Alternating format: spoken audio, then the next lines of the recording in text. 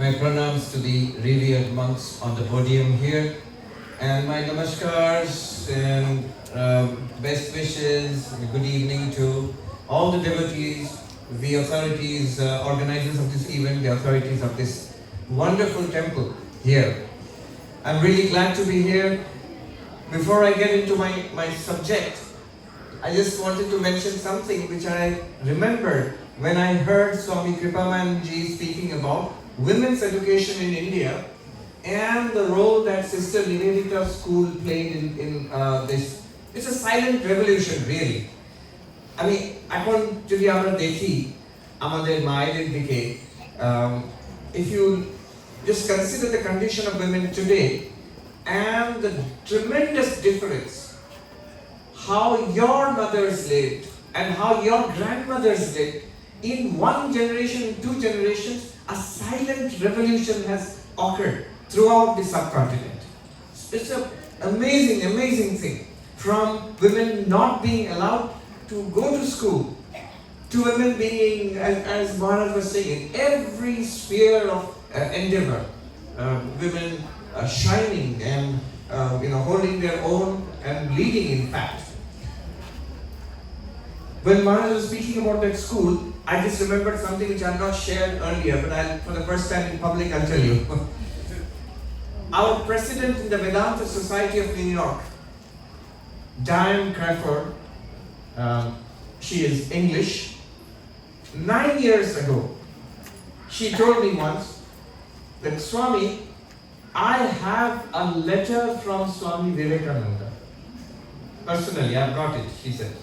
And if you promise to send it to Belur Math, I will give it to you.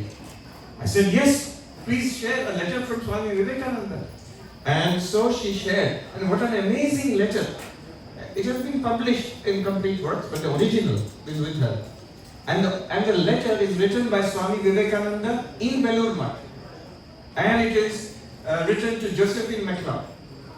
And it's written Belur on Ganges. And the letter is, he's writing to Josephine MacLeod that tomorrow, at that time Josephine MacLeod was in Calcutta, I think in the Great Eastern Hotel or somewhere she was staying. Tomorrow, Nivedita is coming to speak about her school project, the plan for school. HM will also come, Holy Mother. You please come, and if Mrs. Bull is feeling well, please bring her also. So I think in one letter, you have got Ma Sharada, you have got Swami Vivekananda, you have got Sister Nivedita, you have got Josephine MacLeod, you have got Mrs. Bull, all of that. And the school, that was the beginning of the school, the discussions. So imagine Sister Nivedita presenting her idea from the school to an audience. Who is in the audience? Ma Sharada is in the audience. Swami Vivekananda is in the audience. Josephine MacLeod, the senior most direct disciples of Sri Ramakrishna, are in the audience. And this is going to happen in Belur Math. And the connection with what we are doing today. That school, the lifeblood of the school, of course, Sister Nivedita was the pioneer, but the lifeblood, the backbone of the school was provided by Detroit. There. Sister Christine. The role of Detroit in the women's education in India, in the revolution that occurred in that little school, it started there. And now look at the women of the subcontinent, from India, Bangladesh and other places from that area, all over the world. It is something, it's an amazing moment in history. So I just thought I should mention that, and this is an important place. I'm really glad to be here this evening with all of you. As Revered Prabhupada Maharaj said, if you see from this perspective, you see the vibrance here, the energy and the determination here. I am sure, and we are all sure, that great things are going to happen here. In this temple, in this Vedanta society, in the decades ahead. In the centuries ahead. We will not be here to see it. Generations, your children and grandchildren and great-grandchildren will be here to see what happens here. Now, my subject is Swami Vivekananda's mission of Vedanta to Detroit, to the West. Just consider what Swami Vivekananda did. He did two things. One here in Detroit, in the West, in America and another back in India. Sister Nivedita writes that when Swami Vivekananda stood up to speak just here, a little further away in Chicago, the World Parliament of Religions, when he stood up to speak, two words met. Two words met. Remember, it was the Columbian Exposition. So she writes that at that time, the West, in the late 19th century, America, the New World, displayed its science, its technology, its exploration of the entire world, its power. Edison was there, Tesla was there, demonstrating electricity. That's the cutting edge of science at that time. They had pavilions there. So it was the new world with its enthusiasm and power and energy and confidence and adventurousness and boldness. And this was in front of Vivekananda. And she writes, behind Vivekananda lay 5,000 years of patient development of spirituality and philosophy, the ancient heritage of India. And these two words, the East and the West, they met when Vivekananda stood up to speak. See, she goes on to say, it's not just the East and the West. The past and the future met at that moment when Vivekananda stood up to speak. We, today, the future, we are part of the future. More than 100 years after that event, 1893. And see the future of the world today. We are part of the new world that was created when Vivekananda stood up to speak there in the World Parliament of Religions. What did Vivekananda do? He brought to the West Vedanta. He came here as a missionary of Vedanta. It's not that Vedanta was not here before Vivekananda. It was here. Emerson, Thoreau, Walt Whitman. These are three notable exemplars who were immersed in Vedantic thought. Walt Whitman, when he went to Walden Pond, in his famous retreat which you find in his writings, there he says, every day in the morning I rise and read a few pages of the Bhagavad Gita. He had a collection of texts of Vedanta with him, which he took to Walden Pond. And in another place he writes in his diaries, I am after all a yogi in my own way. Yogi uses the word, Vayoji, a yogi in my own way. One recent author said, perhaps Thoreau was in America's first yogi. Emerson, of course, he was immersed in Vedantic thought. His writings are full of Vedantic insights. He combined with the philosophy of Vedanta with American enthusiasm and energy and freshness of outlook to give the most positive philosophy that humanity has known. Walt Whitman's poetry is again immersed in Vedantic thought, but for the first time, when Vivekananda came to these shores, America saw Vedanta, a living Vedanta.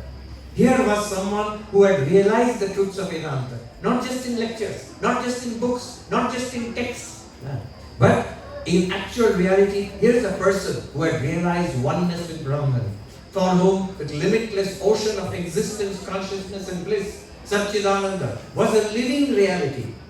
So when he spoke as one who had seen. When Vivekananda spoke, he spoke as one with authority. And this is what when he stood up to speak to those thousands of people in the World Parliament of Religions, they responded to this stamp of power, this stamp of authority. A recent philosopher, thinker, Ken Wilber, he has said that if religions are to survive in the 21st century, to attract the attention of young people in the 21st century, they must do three things. First, they must stop fighting among each other. Young people are not interested in this interreligious fighting. Second, they must be in consonance with the accepted truths of science. They must not say things which are utterly unscientific and unrealistic.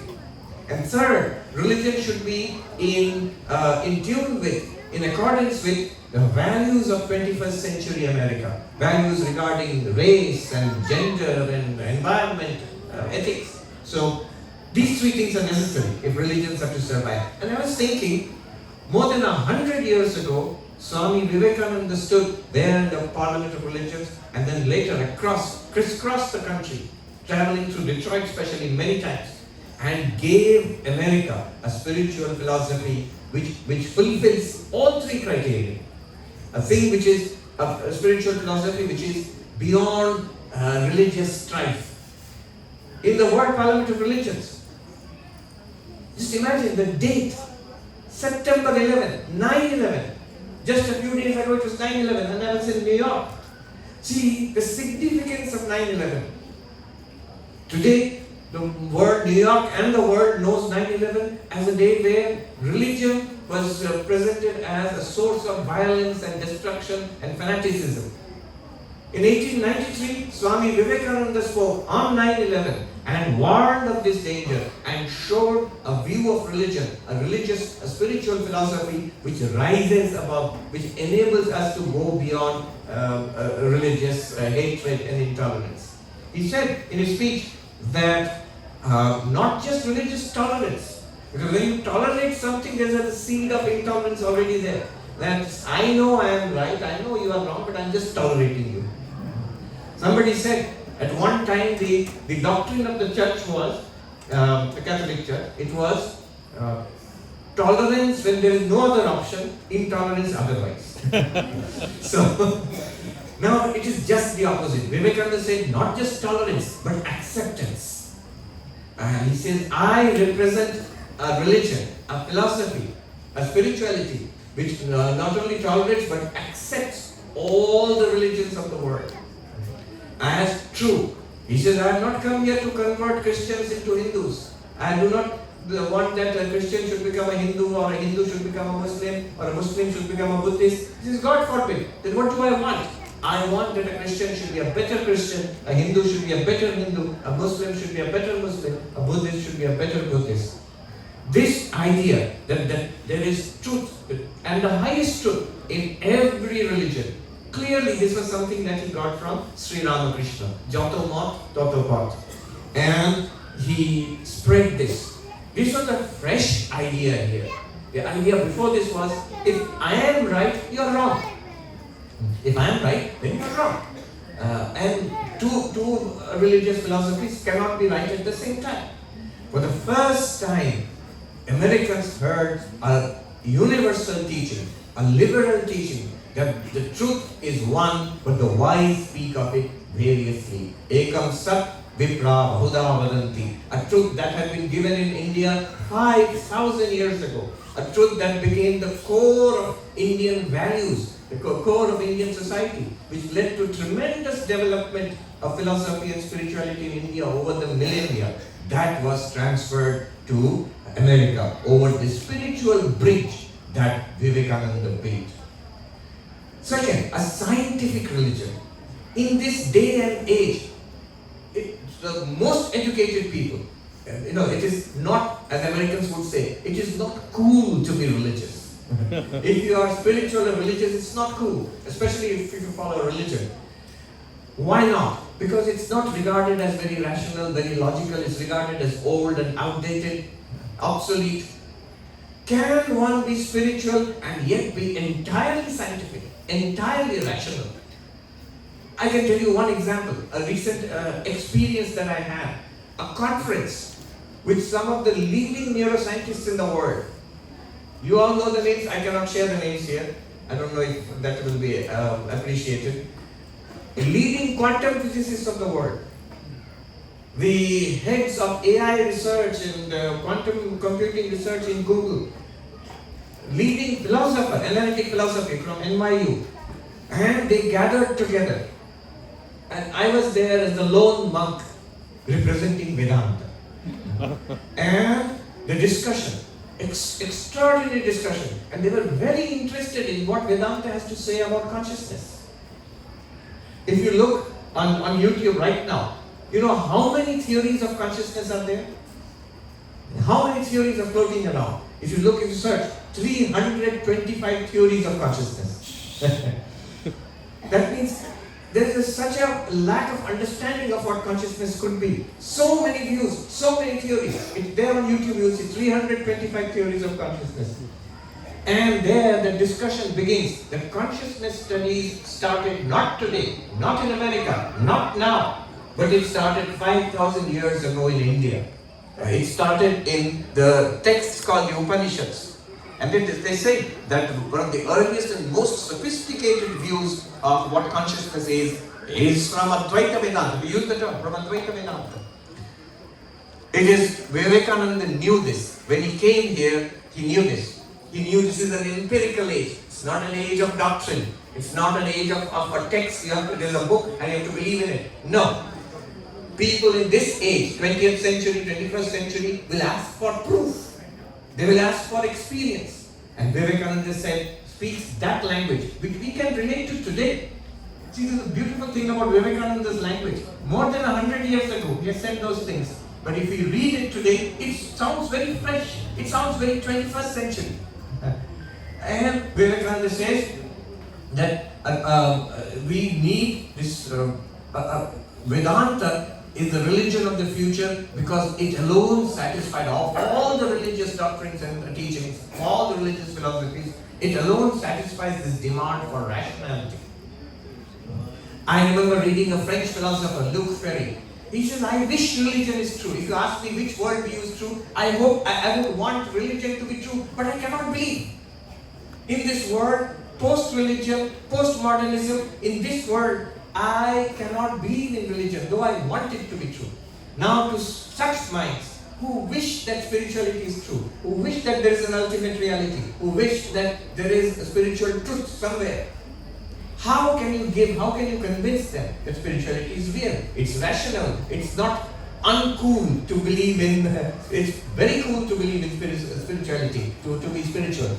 Here is an approach which meets the criterion set by the finest minds, today in 21st century. I am telling you, I talked with some of them recently. But you don't have to take me at my word. If you see, during Vivekananda's time, who was he in conversation with? William James, who can be regarded as the founder of modern psychology. And in Harvard University, the psychology department is called the William James Department, the William James Building. Where William James invited Vivekananda to give a talk at Harvard University. He was in conversation with William James. William James mentions him in his book, The Varieties of Religious Experience. Vivekananda was in conversation with Nikola Tesla, the scientist, not the car. And it said that Tesla had a pavilion which he would shut down to come to listen to Vivekananda's talk. And you stand at the back, listen to Vivekananda, and then go back and open his pavilion in the World Parliament of Religions, in the Columbian Exposition there in 1893. And later on, he kept in touch with Vivekananda. This is a correspondence, Tesla-Vivekananda correspondence. On what? On science. So, a scientific, a rational religion. There is only one world. Science, physics, mathematics is trying to understand this world. And spirituality is also talking about this reality. So there's only one reality which we share. Why should there not be a bridge between science and spirituality? There must be. There must be a way to map the two. And Vivekananda felt that more than 100 years ago. It's not just Vivekananda and Tesla and William James. If you look a few decades later, if you see a few decades later, some of the leading scientists, Oppenheimer, now it's very, very popular because of the recent movie. There's a Harvard club in New York, and they invited me after the Oppenheimer movie was released, that please come and give a talk about Vedanta, from Emerson to Oppenheimer. So, Oppenheimer, Schrödinger, Heisenberg, any number of scientists, they were very interested in Vedanta. Oppenheimer had read and memorized portions of the Bhagavad Gita in Sanskrit. He had a small library of books which he would carry wherever he went, that included the Bhagavad Gita. Once his father, when he was a young student in Berkeley, he learned Sanskrit in Berkeley. His father presented him with a car, a Chrysler car. Chrysler manufactured here. A Chrysler car. And Oppenheimer named it Garuda. He named the car Garuda. So Oppenheimer, very interested in Vedanta. We know how he quoted from the Bhagavad Gita when he saw the first explosion of the atom bomb in New Mexico, the Trinity, that explosion. Heisenberg also, Schrödinger also. Then a number of other great scientists until again, one of the leading quantum theorists of today. Okay, I'll take his name. Carlo Rovelli is an Italian quantum theorist. I met him just a few weeks ago. We talked about Vedanta. He was so excited. He said we must write a paper on Vedanta and AI and quantum theory. Already has written it. So this is a kind of hold that Vedanta has on the most rational minds at Vivekananda's time, in the time in between, and today also. It continues, and I think this is shows the trend for the future. And all this Vivekananda built the bridge between the United States, between the West and the East, between the United States and India, over which, over the last 100 years, so many swamis and yogis and philosophers and lamas, they have brought the accumulated spiritual heritage of India across this bridge and transmitted it to America. And from America, it has spread out all over the world. It has become a world heritage now. Vedanta is the heritage of the world. Yoga is a catchphrase across the world. It's the International Day of Yoga, so it's across the world. Everywhere you see. And when he went back to India, Swami Vivekananda, he did this. This is the first thing which he did. When he went back to India, he had another mission, to awaken his motherland to a sense of her own greatness and put her on the path to political freedom and independence. And that also he did. A historian says Vivekananda was the unconscious father of Indian nationalism.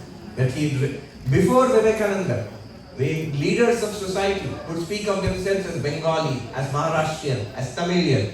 And the historian says, after Vivekananda, to a man, they spoke of themselves as Indian. Okay. So this idea that we are one civilization, that Vivekananda, he awakened that idea in India. And all of this, and the Ramakrishna mission, all of us are here today because of that. All of this he did, this young man, all of this he did in 10 years. From 1893 to 1902. And then he said that my mission is over, I'm ready to go. So this is the story of Swami Vivekananda's mission to the West, the Vedantic mission, where Detroit was sort of kind of a geographical fulcrum through which Vivekananda traveled back and forth again and gave some of his most wonderful speeches right here in Detroit. I'm very happy to be here, seeing the new ashram booming literally. And I hope this will, and I pray, and I know this will, by the grace of Vivekananda, grace of Sri Ramakrishna, and the grace of the Holy Mother, we will go forward in the decades and centuries ahead. Thank you very much.